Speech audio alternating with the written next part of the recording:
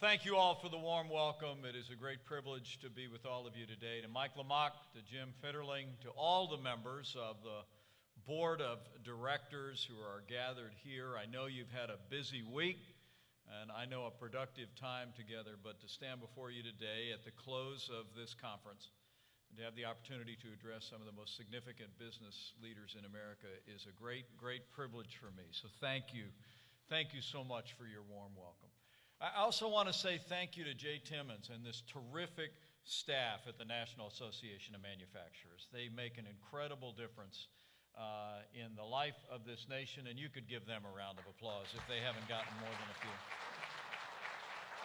It's also great to be here as you celebrate 125 years of the National Association of Manufacturers. I know I stand before you today and I'm looking into the eyes of some of the most extraordinary men and women in this country. You are leaders who literally employ millions of Americans and create jobs and opportunities and make dreams come true every single day. And it's really great to be here among so many champions of free enterprise. Thanks to all of your efforts, to the investments your companies have made, and thanks to the leadership of a friend of mine, we're in the midst of a great American comeback, and manufacturing is leading the way.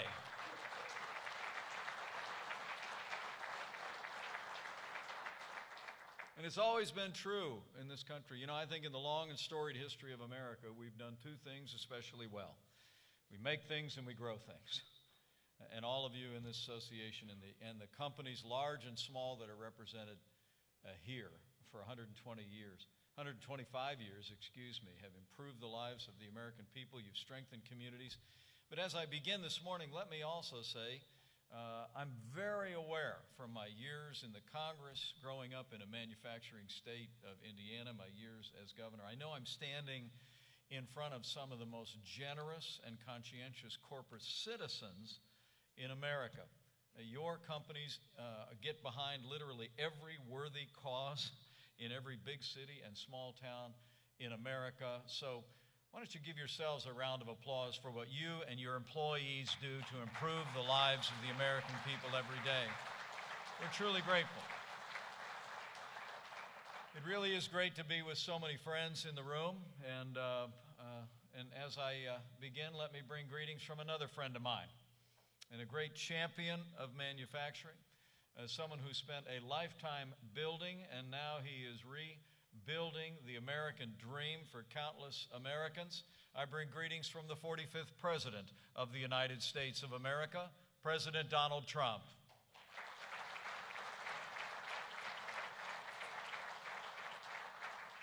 You know, from the day he took that historic ride down the escalator, President Trump promised to the American people that he would be, in his words, a leader that would bring back our jobs and bring back manufacturing. And President Donald Trump delivered and has been fighting to keep that promise every single day.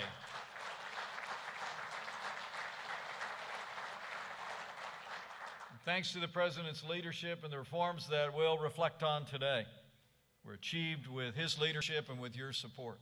It's remarkable to think that since Election Day 2016, businesses just like all of yours have literally created more than 7 million new jobs across this country, including more than 500,000 manufacturing jobs. Unemployment's at a 50-year low. The stock market has broken even more records this week, and more Americans are working today than ever before. It really is an incredible accomplishment. And the rise in the stock market I watch the business television shows, probably not as much as you do, but I watch these business television shows, and they're always talking about the curves this and the econometrics that and all the fancy talk. But, you know, the bottom line is when the 401ks are growing, when the stock market is rising, pensions are growing. And the truth is the policies that the National Association of Manufacturers and all of you got behind have made a difference, strengthening the foundation under working families and retirees across America. And on behalf of all of them, thank you for your support. You've improved the well-being and the future of millions of American families.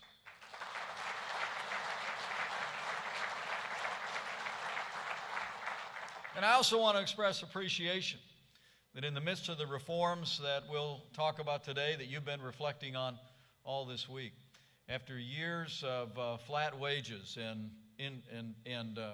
really it was a stubborn metric when I was governor of the state of Indiana in a heavily manufacturing state. We just could never get wages to rise outside of a very minimal level. Manufacturing has never been given to the rapid income increases that you see in some other sectors of the economy. But I'm proud to report today that wages are rising at the fastest pace in more than a decade. Companies like all of you around this room are investing in your workers as you have not done for more than 10 years. And what's most exciting, as I travel all across this country, in South Carolina yesterday, is that wages are rising most rapidly for hard-working, blue-collar Americans. American business is investing in working Americans again. Thank you for that.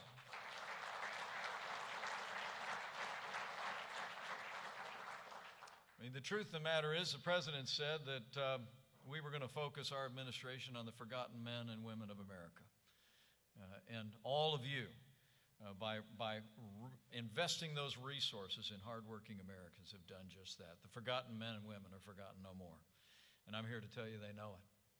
And for the first time in 18 years, it's amazing to think there are actually more job openings in America than there are people looking for work. And it's been that way for nearly 2 years. In January alone, we saw companies like all those gathered here create some 225,000 new jobs. And as I stand before you today, there's not only 500,000 new manufacturing jobs under President Trump's leadership, but I'm told that there's another 360,000 manufacturing jobs waiting to be filled.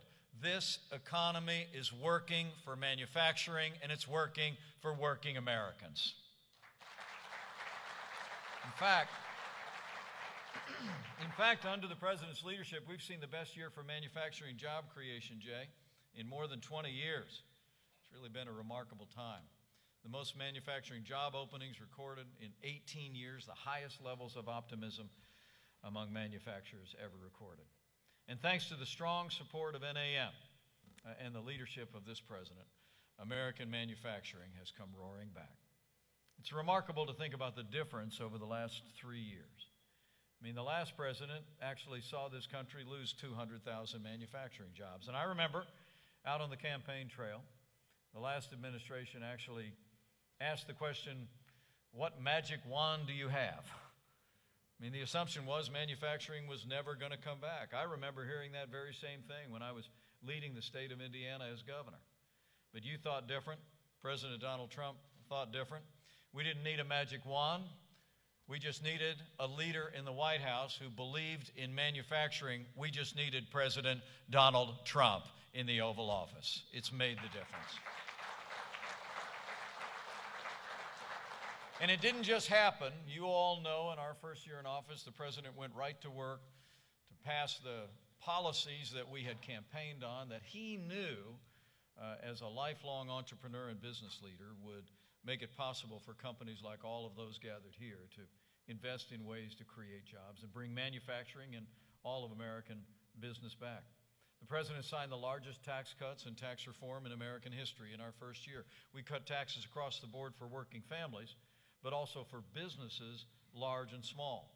And I was in those negotiations. I remember the President being insistent that we had to cut the corporate tax rate. We had one of the highest tax rates in the developed world, and we cut it to below the average. We eliminated the death tax for nearly every American small business. We gave businesses the ability to deduct 100% of the cost of equipment. And because of the President's tax cuts and because of the confidence that you all have shown, I'm told we've already seen $1 trillion of investment brought back into this country from overseas, and members of the NAM have seen the impact on manufacturing firsthand. It's really been remarkable. I mean, all of you got behind these policies of tax cuts and all the reforms that we've advanced, and then you put them into practice. You didn't wait. I remember when we were talking about immediate expensing, the President said, we've got to do things that will encourage companies to move and to move quickly to get the American economy rolling again. And all of you did. I mean, last month I met a business owner from Illinois at the White House, and she's been using her tax cut to invest $500,000 in new equipment, hire 20% more workers, raise wages by 25%. She increased health insurance contributions and provided 401k match. And I think she's actually with us here today. HM Manufacturing, Nicole Walter, where are you? Let's give her a big round of applause. Take a bow, Nicole. Wow. Great job.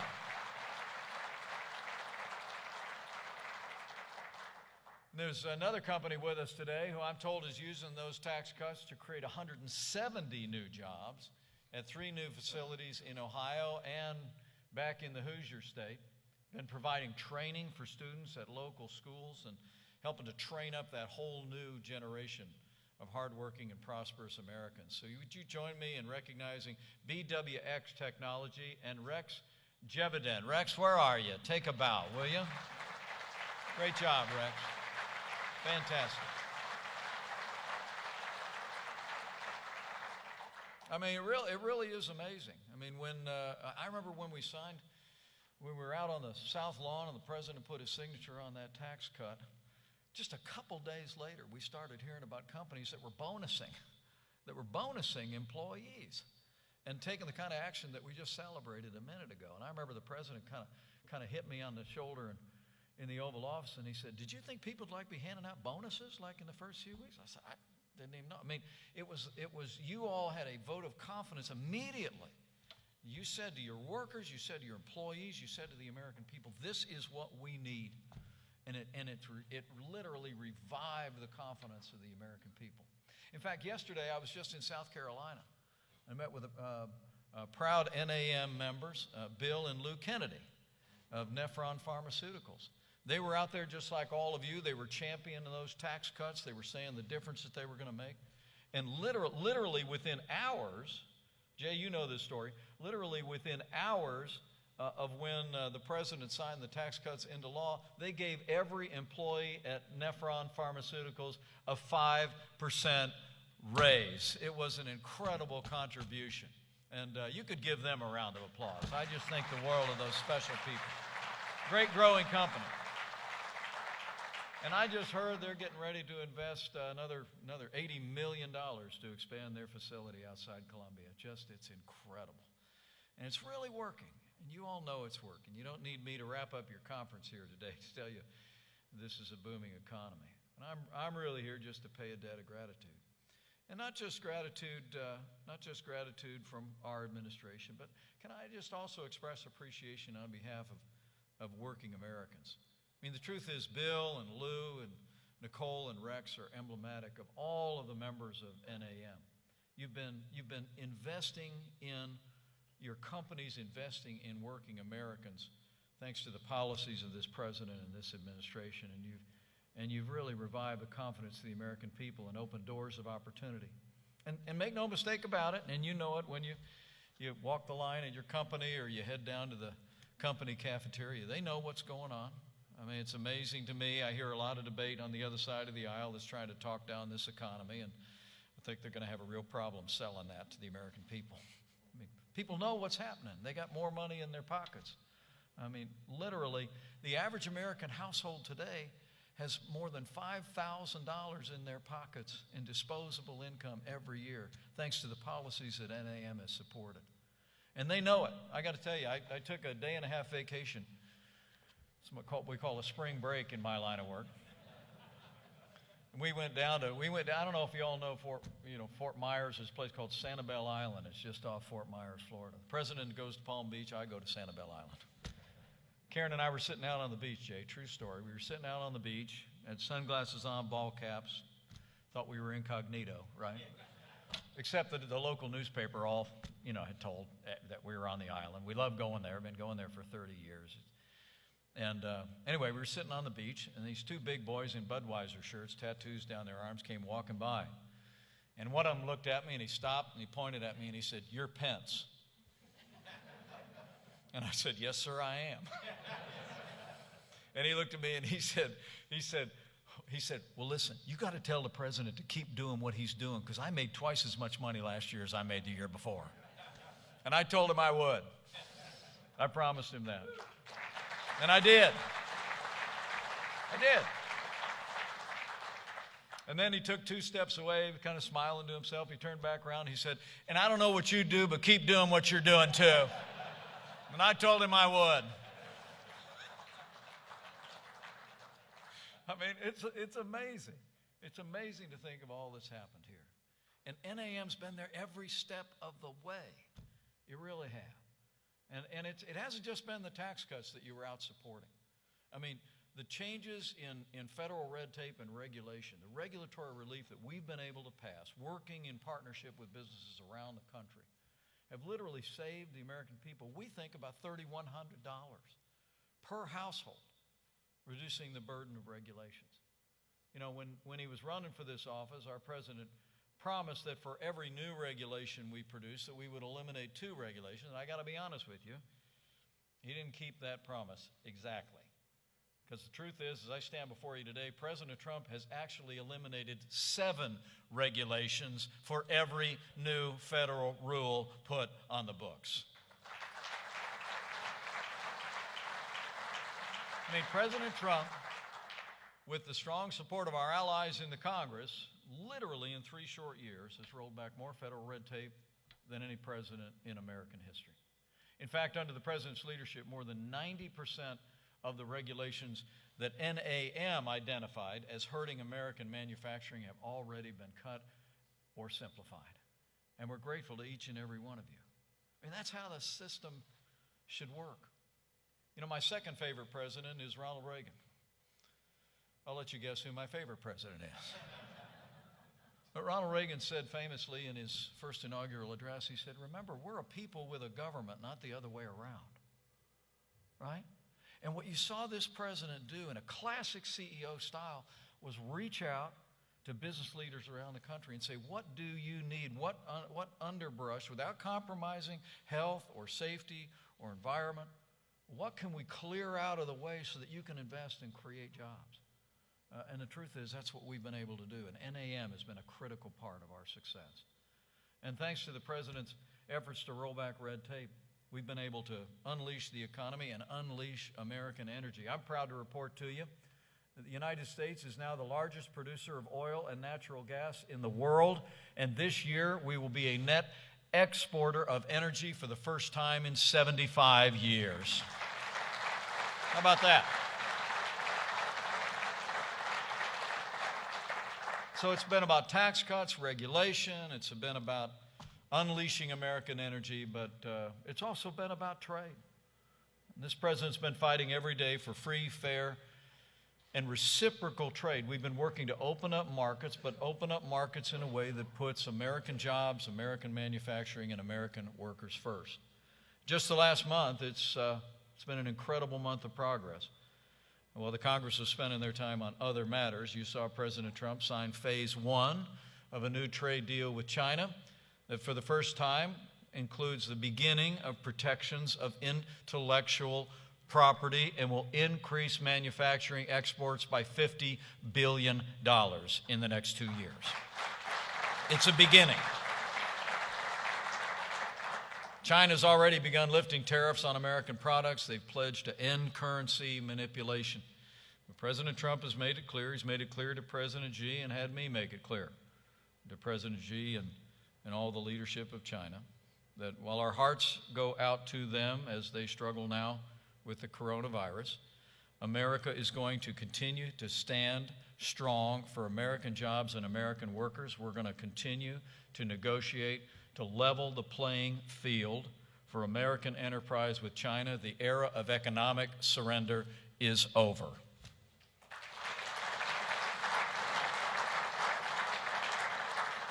And of course, just a couple weeks after signing the phase 1 China deal, many of you were on the south lawn of the White House when, thanks to your strong support and the support of millions of Americans and our allies in the Congress, President Trump signed the largest trade deal in American history, the United States-Mexico-Canada Agreement.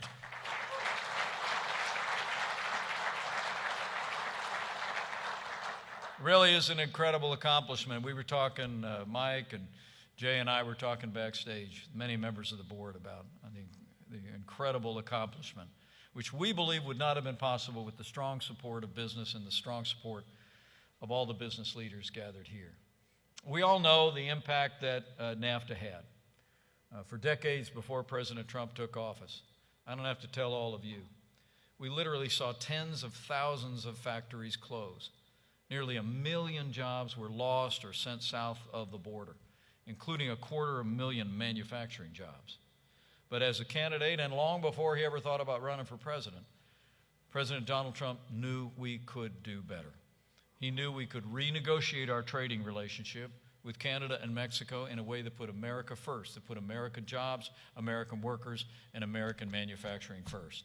And I watched him in these negotiations, and I got to tell you, he drove a hard bargain.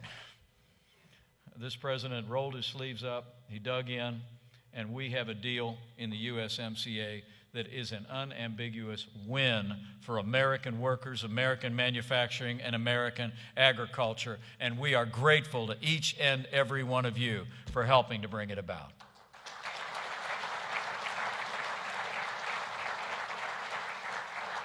I mean, the truth is, under this president's leadership, we've already seen, thanks to companies like all of yours, 12,000 new factories built in this country. We think the USMCA, thanks to your strong support and the support of millions of Americans, is going to create another 600,000 new jobs, including, we think, about 50,000 manufacturing jobs right out of the gate. It really is remarkable to think. And it's not just more jobs, it's going to be better jobs. Our best estimates suggest that with the growth that the USMCA is going to drive in this country, we're projecting to see wages increase overall, and the biggest increases are projected to go to manufacturing workers as manufacturing continues to strengthen in this country.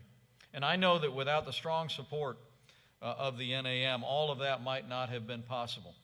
You know, it's remarkable to think you and your members held more than 1,000 meetings with members of Congress. You hosted events for the president, for myself, at great companies like Caterpillar, JLS, Automation, Shot North, Patriot Industries.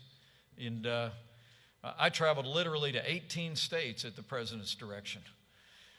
I might have been stopping in the districts of freshman Democrats in Congress just to make our point, but it was NAM every step of the way that was there saying, for manufacturing, for America, we need the USMCA. So on behalf of the President of the United States and working Americans everywhere, thank you, NAM, for your support of the USMCA. You made a difference. You made a difference. So we've made great progress. We've made great progress opening markets around the world and unleashing the American growth through tax cuts, regulatory reform, and the like. But I also came here today, as I did last time we spoke, to ensure you that we're going to continue to work to make sure that the American people have the skills and the training to meet the needs of a growing, competitive manufacturing industry of the future. Now, this association actually tells us that nearly 2/3 of America's manufacturers are concerned about finding workers with the right skill. Just a few days after a survey of NFIB found that while business optimism is near an all-time high, 1/4 of America's small businesses as well, including manufacturers, express concern about what you all call the skills gap. And I want to assure you that we are focused entirely on that issue. The good news is, in the last administration, we literally saw 500,000 people leave the American workforce. And in a much unreported number, as the President was celebrating that blue-collar boom in that State of the Union address the other night, we're proud to report to the American people, in the last 3 years, 3.5 million Americans have come back into the workforce. We have a growing American economy because Americans are coming back to work. And make no mistake about it, there's still a lot of people on the sidelines. Our best estimate, according to our Council of Economic Advisors, is there's still literally 5 to 6 million able-bodied adults on the sidelines in this economy. And that's why opportunities to educate, to train, to give people the background and the training to seize the good-paying jobs in companies like yours are more important than ever before. And as we gather here today, I know it's just 2 days after you launched a Creators Wanted campaign. I'm proud to report that President Trump will continue to back the efforts just like that one to create job training and vocational education, make it more accessible than ever before. In fact, all of you know, because you've been such a big part of it, a year and a half ago, the President launched our Pledge to America's Workers. By signing the pledge, companies like so many of you here committed to training opportunities over the next 5 years for students, for workers, through apprenticeships, continuing education, and even on-the-job training. Now, when the pledge was launched, the first-year goal was 500,000 training opportunities. And once again, we didn't exactly hit that number. As you all heard earlier this week, we've actually reached 15 million training opportunities and apprenticeships in America. American business is opening the doors to train America's workers. And we thank you.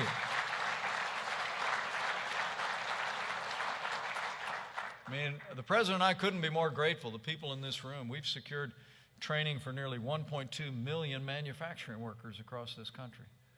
And I just want you to know we're going to continue to partner with you. And let me just take the opportunity to say thank you for acknowledging a member of our administration who has a heart for American workers and a heart for American families. She's literally one of this administration's greatest champions of working families. And let me just thank you for extending the Alexander Hamilton Award to Ivanka Trump. She is so well deserving, and she's making a difference for working families. Thank you for that. But just as you're helping to close the skills gap through the Creators Wanted campaign, you've also been a strong advocate for the President's agenda to rebuild America. You know, I love to remind people that the American people elected a builder to be President of the United States. And I promise you, you've never had anyone in the Oval Office more committed to rebuilding America's roads and bridges and airports and ports than President Donald Trump.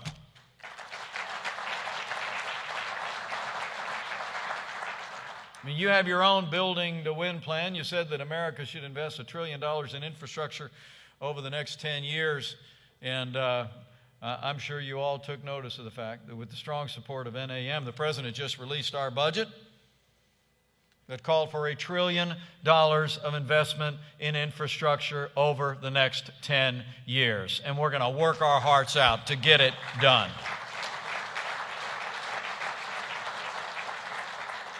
I mean, this is a president that understands, as a builder, that roads mean jobs. And I'm not talking about road jobs. We're talking about the right infrastructure is absolutely essential to the opportunity to expand and grow and create opportunities in communities large and small.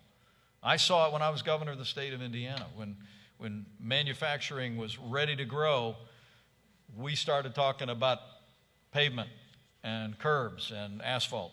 And it's absolutely vital. And I want you to understand, this administration understands that. And I just want to encourage you that even in these divided times on Capitol Hill, there's still time. I'm told by some Democrat leaders in Congress that they've got a bill. We've got a bill in the United States Senate. We're ready to go to work. I know we got elections coming up this November, but there's no time like the present. Congress should work on an infrastructure bill, and they should work on it and get it done this year. Go tell them that. So I really just came to say thanks. Thanks to your strong support of this president, his agenda, strong support of our allies in Congress, we've been able to cut taxes, roll back red tape, unleash American energy, fight for free and fair trade, and create millions of training opportunities for the American people. And when you look at this record, it's really been remarkable to think about it. I want to say to all of you, I hope you have figured out already, American manufacturing has never had a greater champion in the Oval Office than President Donald Trump. And we're going to keep working every day. Keep working every day to not just to earn your confidence, but to give you confidence to invest to give you the confidence to know that this is a president that believes in growth. And I just wanted to come by today to say thank you. I know it's been a long few days for all of you, and you probably got a stack of emails and mail and business waiting for you back at your desk. I know how that works. But I'm really honored to have a chance to maybe send you off from this board meeting just with a word of gratitude, really and truly. It's amazing to think of what NAM has meant in the life of this country for 125 years. 125 years ago, 500 manufacturers gathered just a few steps from the Ohio River and decided that American manufacturing needed a voice in Washington, D.C. and in state houses across the country, and they came together. Now those 500 original members are 14,000 companies, and 90% of them are small and medium-sized businesses, like so many that are so well represented here on this board. Members of this association made incredible contributions, as I said before, to the life of our nation. The Model T to the microchip, 747 and beyond. Companies represented in this room make products used around our nation, around the world, and in the vast reaches of outer space. And we're going to continue to promote the policies that make it more possible for you to create even more. I mean, manufacturing's changed a lot since those days 125 years ago, but one thing will never change. Manufacturing and people who make things are the backbone of the American economy. It's true today, and it will always be true.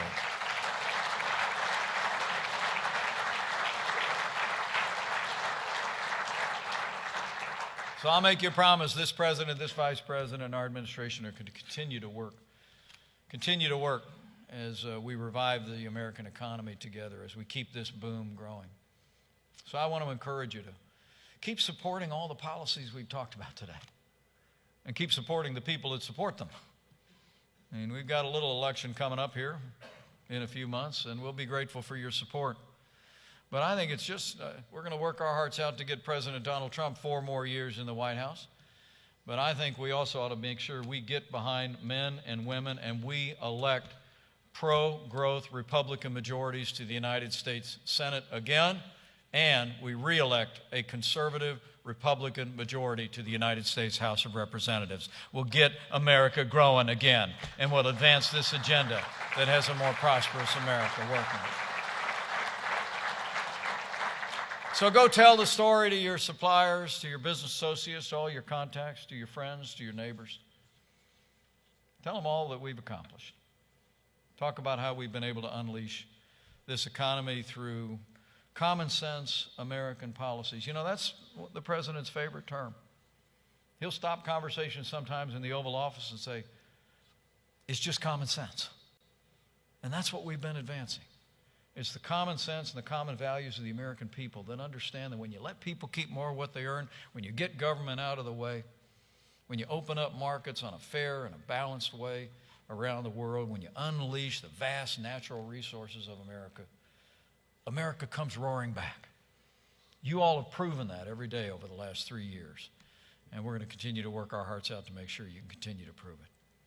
And finally, let me just thank you for one other way. You know, I believe with all of my heart that every one of us are born with certain God-given abilities. Some have the gift of leadership. You all have proven that in your lives and in your careers. Some have the gift of service. Some have the gift of hospitality. But some, as all of you know, better than most, are gifted with the skill to create, to build things, to make things. I mean, you all know it's been the engineer, it's been the craftsman, the welder, the carpenter, the bricklayer, the mechanic that have built America. And all of you in all of your companies, large and small, you create opportunities for people to live out their calling. And that really should be the object of our education system in this country, is to help people discover those God-given abilities and then put them to work to create a better future for themselves, their families, their community, and their nation. I mean, the truth of the matter is that all of you have enriched in your careers, in the life of your companies, in the life of this nation. Manufacturing has enriched the lives of American families in countless ways. And I promise you we're going to continue. We're going to continue to work closely with you to make sure that those dreams can continue to come true for working Americans as your companies continue to grow and expand in this economy. And I truly do believe that thanks to your great support of the National Association of Manufacturers, we've made America great again. And with your continued support, and with President Donald Trump in the White House, with the support of millions of Americans who enjoy the benefits and the opportunities your companies afford, we're going to see American manufacturing strengthened like never before. We're going to create more through greater innovation than ever before.